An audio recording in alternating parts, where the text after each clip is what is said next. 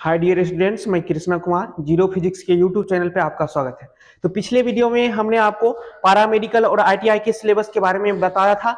अभी आज के इस वीडियो में हम बताने जा रहे हैं आपको बिहार पॉलिटेक्निक के सिलेबस के बारे में। तो आप बारीकी से देखिएगा कि किस किस चैप्टर से क्या क्या पूछा जाता है। इसमें मैथ थोड़ा एडवांस लेवल का पूछा जाता है, तो आप मैथ्स को अच्छे से अच्छे तरीके से कीजिएगा, क्योंकि 10th से इसमें अपर लेवल का मैथ पूछा जाता है।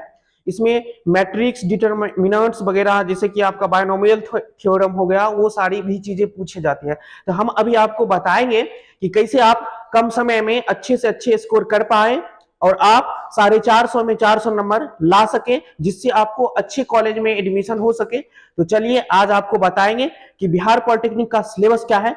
तो आइए देखते हैं कि बिहार पॉलिटेक्निक में किस किस सब्जेक्ट से कितने कितने मार्क्स का पूछा जाता है। तो अभी हम बिहार पॉलिटेक्निक के सिलेबस के बारे में देखेंगे। देखिए, इसमें केवल और केवल 3 ही सब्जेक्ट से आपको एग्जाम लिया जाएगा। इससे जितने भी क्वेश्चन पूछे जाएंगे सब एमसीक्यू रहेंगे। उसमें आपको ऑप्शन मिलेगा, निगेटिव इसमें मार्क्स नहीं रहता है। तो देखिए, सबसे पहले आपसे फिजिक्स में पूछा जाएगा। फिजिक्स से 30 क्वेश्चन रहेंगे, जो कि प्रत्येक क्वेश्चन 5-5 नंबर का रहेगा। टोटल 150 नंबर का आपका एग्जाम होगा, किसका? फिजिक्स का। उसके बाद चलते हैं केमिस्ट्री पे। तो केमिस्ट्री से भी 30 क्वेश्चन पूछे जाएंगे, जो प्रत्येक 5-5 नंबर का रहेगा। वो भी आपको 150 नंबर का एग्जाम होगा। अब देखिए, आते हैं मैथ पे। तो मैथ से भी इसमें 30 क्वेश्चन पूछे जाएंगे, जो कि प्रत्येक 5-5 नंबर का रहेगा, ये भी 150। यानी टोटली आपका ये 450 नंबर का एग्जाम होगा और 90 क्वेश्चन आपको पूछे जाएंगे। टाइम आपको 2 घंटे 15 मिनट का मिलेगा और 450 नंबर का टोटल रहेगा। तो ये आपने देख लिया कि फिजिक्स, केमिस्ट्री और मैथ केवल 3 ही सब्जेक्ट इसमें पूछे जाते हैं, और यही 3 सब्जेक्ट आपको पूरा घुमावदार रहेगा। मैथ्स जो होते हैं इसमें बहुत ही एडवांस लेवल का पूछा जाता है। फिजिक्स में आपको सारे चैप्टर से आएंगे क्वेश्चन, केमिस्ट्री में भी सारे चैप्टर से क्वेश्चन आएंगे। अब हम आपको लेके चलते हैं कि फिजिक्स, केमिस्ट्री और मैथ में किस किस चैप्टर से ज्यादा क्वेश्चन पूछे जाते हैं प्रत्येक साल। तो चलते हैं, अब देखेंगे कि अलग अलग सब्जेक्ट का चैप्टर कौन कौन सा है जो कि आपको हेल्प करेगा एग्जाम में। तो आइए अब फिजिक्स में चलते हैं। फिजिक्स में सबसे पहले देख लीजिए कि किस किस चैप्टर से क्वेश्चन आता है। तो यूनिट एंड डायमेंशन बहुत ही इंपॉर्टेंट चैप्टर है। इसमें प्रत्येक एग्जाम में कुछ ना कुछ क्वेश्चन दे ही देगा। 2-4 क्वेश्चन निश्चित रूप से यूनिट डायमेंशन से पूछता है, चाहे आप पैरामेडिकल का एग्जाम दीजिए या फिर आईटीआई का दीजिए या पॉलिटेक्निक का दीजिए, कोई भी एग्जाम दीजिए, आपसे यूनिट एंड डायमेंशन से क्वेश्चन निश्चित रूप से रहेगा। तो बहुत अच्छे तरीके से इसको कर लेना है डियर स्टूडेंट्स। अब देखते हैं, motion and law of motion से क्वेश्चन आपको आने वाला है। वेक्टर एंड स्केलर से क्वेश्चन आएगा। उसके बाद देखिए, वर्क, एनर्जी एंड पावर से क्वेश्चन आता है। थर्मोडायनामिक्स जो है, उष्मा गति की, इससे क्वेश्चन आएगा। प्रोजेक्टाइल मोशन, देखिए इससे भी क्वेश्चन आते हैं एग्जाम में। फ्रिक्शन हो गया, घर्षण, उससे भी क्वेश्चन आते हैं। सर्कुलर मोशन से क्वेश्चन आएंगे। उसके बाद सिंपल हार्मोनिक मोशन से क्वेश्चन आएंगे। और सबसे ज्यादा जो इंपॉर्टेंट है वो आपका ये ग्रेविटेशन है। ग्रेविटेशन से निश्चित रूप से 1-2 क्वेश्चन आएगा। बहुत इंपॉर्टेंट टॉपिक है, इसको अच्छे से कर लेना है। उसके बाद आते हैं ऑक्सीलरेशन एंड वेव से रहेगा, वेव मोशन से क्वेश्चन रहेगा।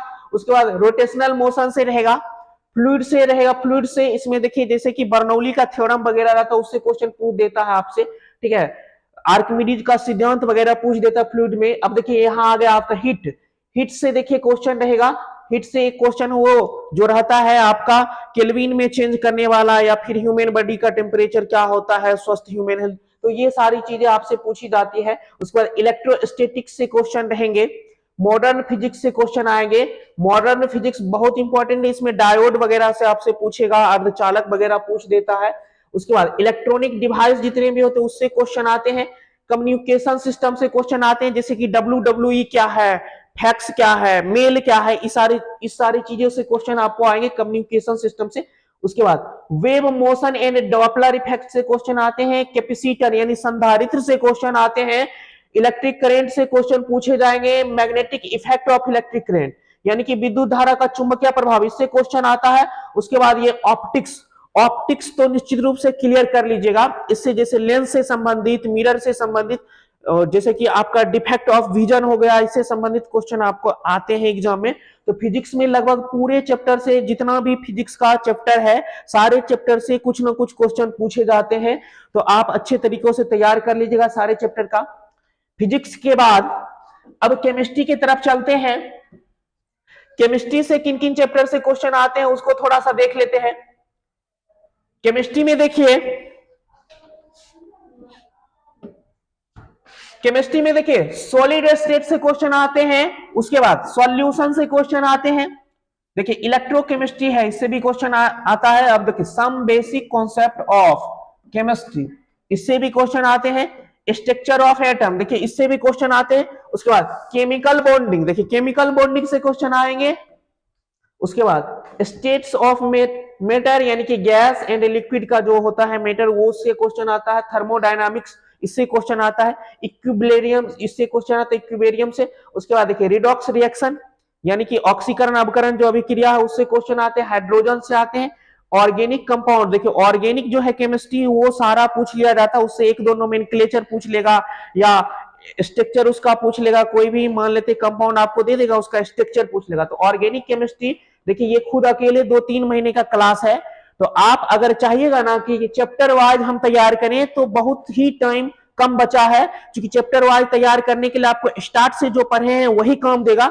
आपको यदि कम समय में तैयार करना है तो आप ज्यादा से ज्यादा प्रैक्टिस सेट से प्रयास कीजिए कि हम क्वेश्चन को बनाए। प्रैक्टिस सेट में सारे चैप्टर से एक दो क्वेश्चन पूछा हुआ रहेगा।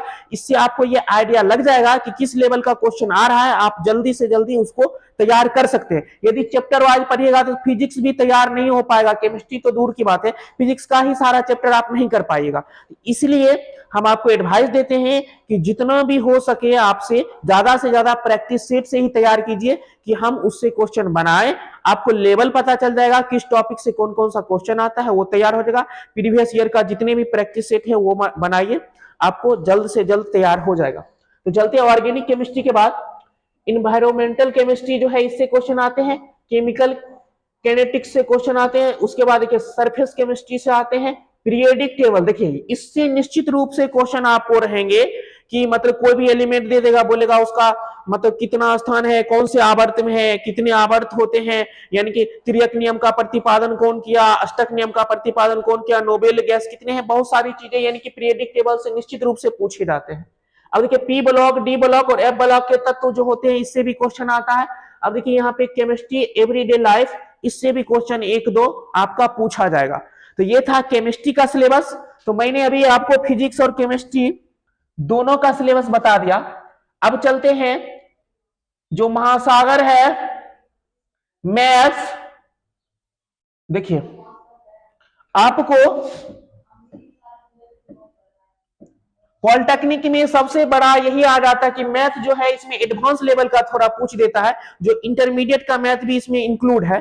तो देखिए इसको अच्छे तरीके से करने के लिए आप फिर भी आपको प्रैक्टिस सेट का ही हेल्प लेना पड़ेगा, क्योंकि ये सारा इंटर लेवल का जो मैथ पढ़िएगा उसको पढ़ने में ही आपको बहुत टाइम लग जाएगा। इसलिए आपको हम बार बार सजेशन देते हैं कि आप हमेशा प्रैक्टिस सेट का ही सहायता लीजिए, चाहे प्रकाशन कोई भी हो।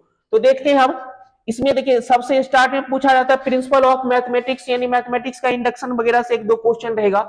उसके बाद सीक्वेंस एंड सीरीज, देखिए ये भी इंटर का है सिलेबस।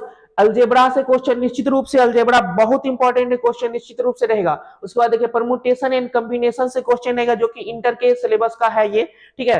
तो आप सिर्फ 10th पास आउट किए हैं तो चाहिएगा कि हम बना लें, तो नहीं बन पाएगा। तो इसलिए आप प्रैक्टिस सेट का सहायता लीजिए। देखिए बायनोमियल थ्योरम, ये भी इंटर का चैप्टर है। डिटर्मिनेंट्स, ये भी देखिए 12th का मैथ का चैप्टर है। मैट्रिक्स, ये भी 12th का है, ठीक है।